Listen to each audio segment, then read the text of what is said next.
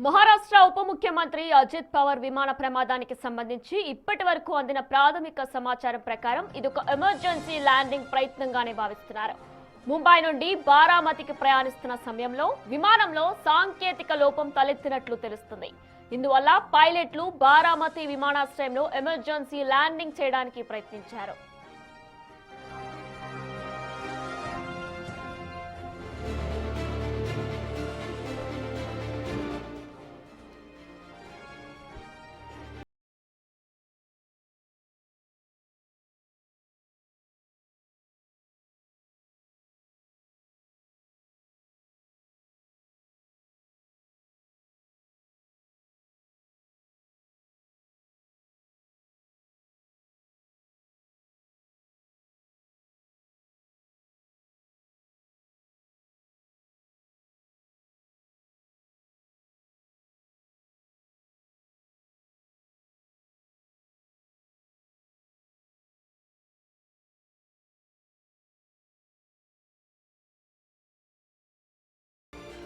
Landing సమయంలో విమానం రన్వేపై సరిగ్గా దిగలేకపోయింది. రన్వే నుంచి పక్కకు దూసుకు వెళ్లి సమీపంలోని పొలాల్లో కుప్పకూలింది.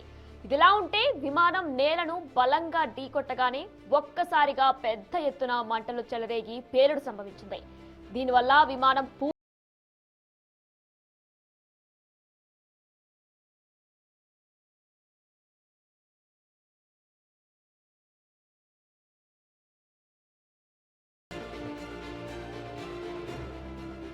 ప్రమాదం వెనుక ఉన్న అసలు కారణాలను గుర్తించడానికి డీజీసీఏ అధికారులు విచారణ ప్రారంభించారు. సాంకేతిక అంశాల విషయానికి వస్తే ఇంజన్ ఫెయిల్యూర్ లేదా హైడ్రాలిక్ వ్యవస్థలో ఏదైనా లోపం ఏర్పడి ఉండొచ్చని అనుమానిస్తున్నారు.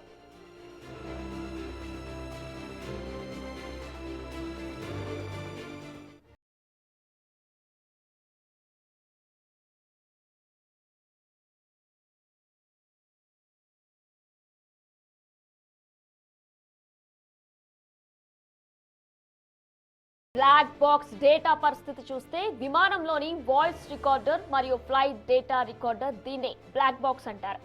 దీని ద్వారా ప్రమాదానికి ముందు పైలట్లకు ఏటీసీకి మధ్య జరిగిన సంభాషణలు విశ్లేషిస్తున్నారు. ల్యాండింగ్ సమయంలో బారామతిలో వాతావరణం లేదా విజిబిలిటీ ఎలా ఉంది అనేది కూడా పరిశీలిస్తున్నారు.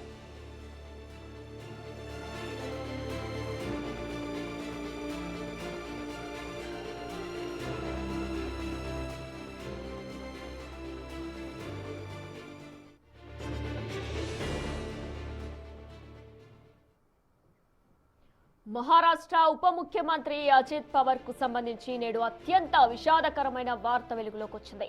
బారామతి విమానాశ్రయంలో జరిగిన విమాన ప్రమాదంలో ఆయన మరణించినట్లు అధికారిక వర్గాలు సమాచారం ప్రకారం తెలుస్తుంది.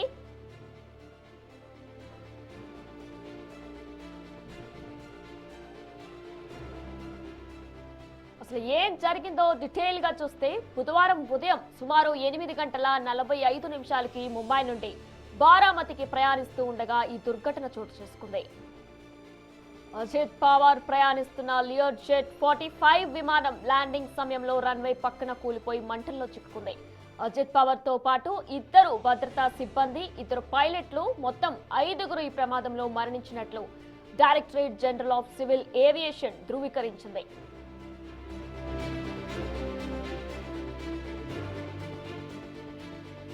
కుట్ర కోణముందా అని చూస్తే కాంగ్రెస్ అధికార ప్రతినిధి సురేంద్ర రాజ్పుత్ ఇది ప్రమాదమా లేక మరేదైనా కుట్ర కోణం దాగి ఉందా అన్న అనుమానాలు లేవనెత్తారు. నిజంగా అయితే ఇప్పటి వరకు అలాంటి ఆధారాలు లభించలేదు. మామూలుగా ఇలాంటి హై ప్రొఫైల్ ప్రమాదాలు జరిగినప్పుడు సహజంగానే ఇలాంటి అనుమానాలు వ్యక్తమవుతూ ఉంటాయి.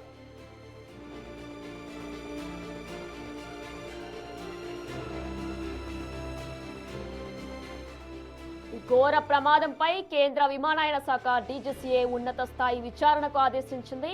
సాంకేతిక లోపం వల్ల జరిగిందా లేదా వాతావరణం వల్ల జరిగిందా అనేది విచారణలో తేలాల్సి ఉంది.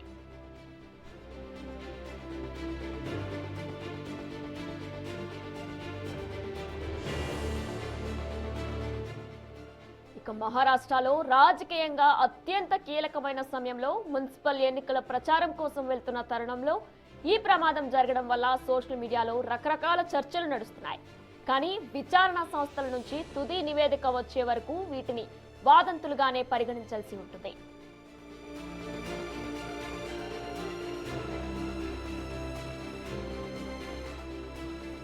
ప్రమాదానికి గల కారణాలను విశ్లేషించడానికి విచారణ బృందాలు విమానం యొక్క బ్లాక్ బాక్స్ ను సేకరించే పనిలో ఉన్నాయి. దర్యాప్తు సంస్థలు పూర్తి స్థాయి నివేదిక ఇచ్చే వరకు కుట్ర కోణంపై స్పష్టత రాలేదు.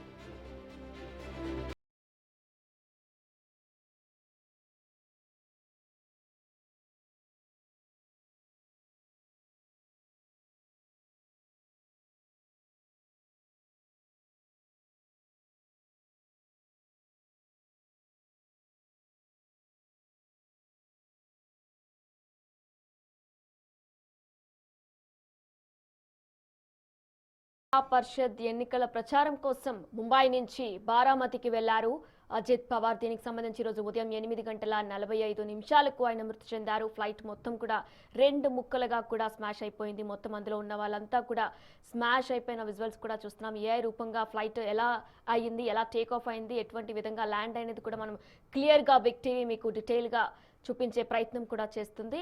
ఇక దీని అంతటికి సంబంధించి కూడా ఇప్పటికీ అగ్రనేతలు అలానే పౌర విమానయాన శాఖ రామ్మోహన్ నాయుడు వీరంతా కూడా స్పందించారు. ఖచ్చితంగా దీని వెనుక ఎవరైనా కుట్రాకోణంతో చేస్తే తగిన శిక్షలు తప్పవంటూ కూడా చెప్తున్నారు. మహారాష్ట్ర ఉప ముఖ్యమంత్రి అజిత్ పవార్ గారి ఆకస్మిక మృతిని తీవ్ర సంతాపం వ్యక్తం చేస్తా ఉన్నాం. వారి మరణం మహారాష్ట్ర రాజకీయాల్లో తీరని లోటు.